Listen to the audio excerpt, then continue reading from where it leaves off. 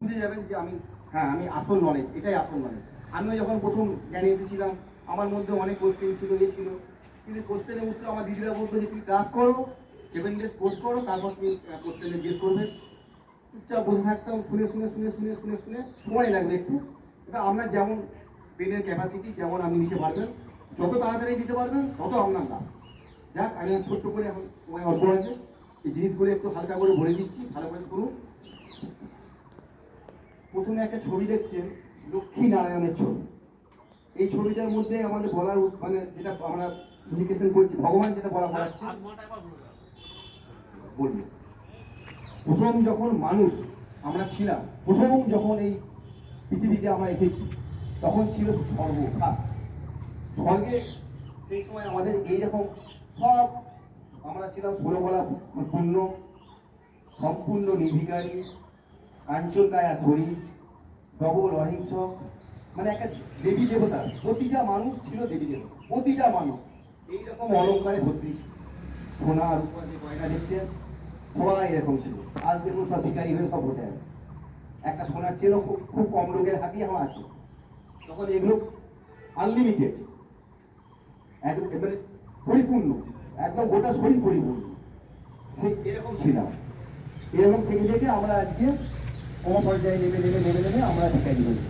তো আমাদের উদ্দেশ্য হলো এই যেখান থেকে স্টার্ট করেছি, যেমন একটা ঘড়ি, রাত একটা 24 ঘন্টা তো এক চক্র হচ্ছে, 24 ঘন্টা।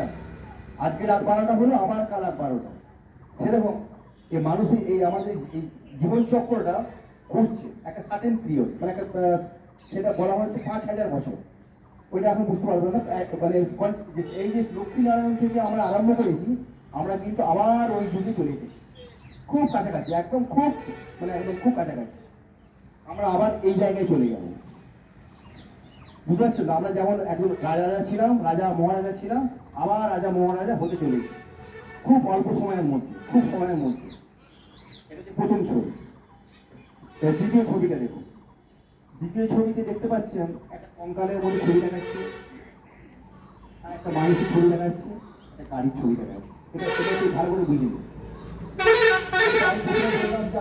আমাদেরও জানার অধিকার আছে বা জানার ইচ্ছা হয় ভগবানকে আমি কি, এই দুটো জিনিস, ভগবানকে আমি কি। এখানে দেখুন একটা ছবি দেখানো হয়েছে কঙ্কাল। আমাদের শরীরটা রক্ত মাংস আর কঙ্কাল একটা জীবাত্মা, এর সঙ্গে একটা শরীর, একটা শরীর দেখানো হয়েছে। শরীরের সঙ্গে এরপর হচ্ছে আমি কে প্রথম জানতে হবে। আমি হচ্ছি, যেমন আমরা বলি আমি কে, আপনি একটা নাম বললেন বা একটা কোনো একটা পরিচয় দিলেন, সেটা তো আপনার আসল পরিচয় হতে পারে না। কালকে আপনি আবার চেঞ্জ হতে পারেন। আজকে স্কুল টিচার হলেন, কালকে আবার হয়ে গেলেন আপনি বিজনেসম্যান হয়ে গেলেন, চাকরি ছেড়ে দিতেও পারেন। আজকে আপনার নাম ধরে নিন অমল, আমি কাল কোর্টে গিয়ে আবার নামটা চেঞ্জ করে দিতে পারেন। তাহলে কোনোটাই আপনার আসল পরিচয় হচ্ছে না। আসল পরিচয়টা কি? আসল পরিচয় হচ্ছে শুন, আত্মা কোথায় থাকে জানতে হবে। আত্মা কোথায় থাকে?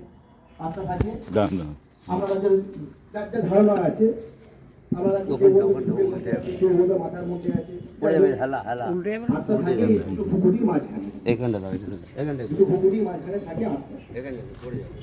এবার আত্মা কি হয়? আত্মা তিনটে জিনিস, মন, বুদ্ধি, সংস্কার, এই তিনটে জিনিস থাকে।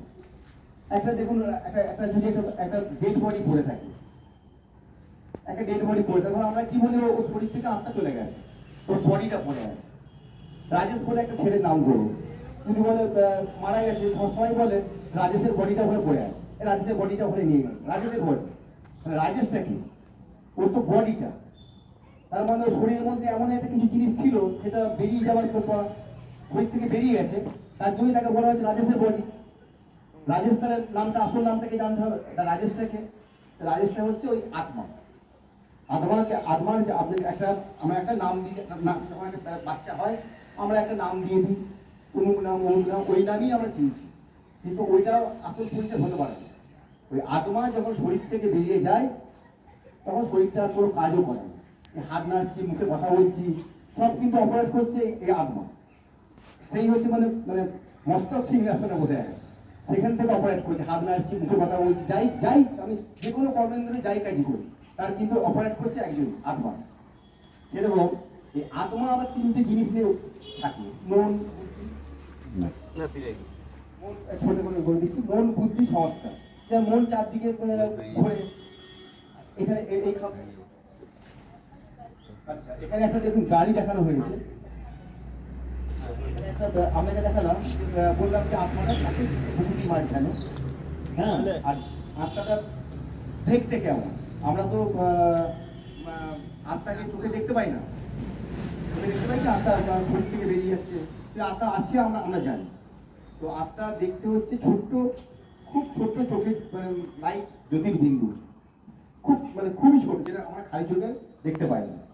সেরকম যেমন আত্মা, তাহলে আত্মার যে পিতা হবে, যেমন মানুষের বাবা মা মানুষই তো হবে, গরু বাবা মা তো গরুর মতোই দেখতে হবে।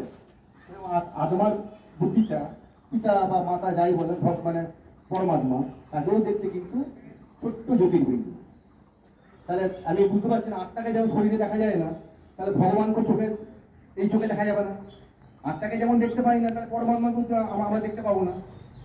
পরমাত্মা হচ্ছে খুব ছোট্ট আত্মার মতোই, সেম ছোট্ট জ্যোতির্বিন্দু, ছোট্ট জ্যোতির্বিন্দু।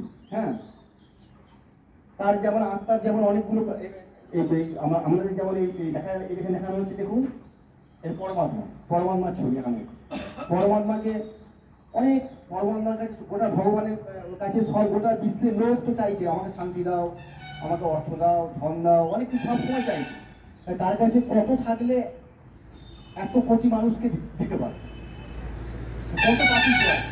তিনি হচ্ছে জ্ঞানের সাগর, পবিত্রতার সাগর, ওই জন্য ওসেন করার সাগর, মহাসাগর। মহাসাগরে কোনো জায়গায় কোনো জলের কোনো শেষ আছে? যদি আপনি সমুদ্রে যান, ঘুরিয়ে যাবেন, ঘুরিয়ে যাবেন গোটা বিশ্বটা, 3 ভাগ জল আছে। সেরকম একে বলা হয়, ভগবানকে বলা হয় শান্তির সাগর, সুখের সাগর, পবিত্রতার সাগর, জ্ঞানের সাগর। তিনি হচ্ছেন পরমাত্মা। তাহলে আত্মা চিনতে পেলেন, পরমাত্মা চিনতে পেলেন।